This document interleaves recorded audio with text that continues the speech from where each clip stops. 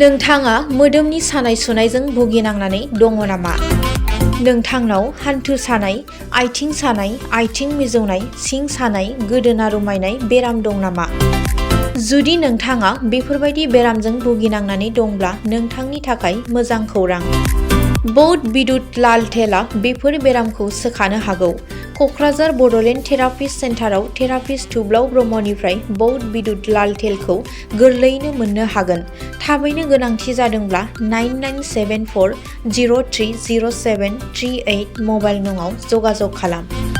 नैबे थावनि नामा जाहैबाय बैद्यनाथ लाल तेल, ओमफ्राय बौथ बिद्युत लाल तेल आरोना।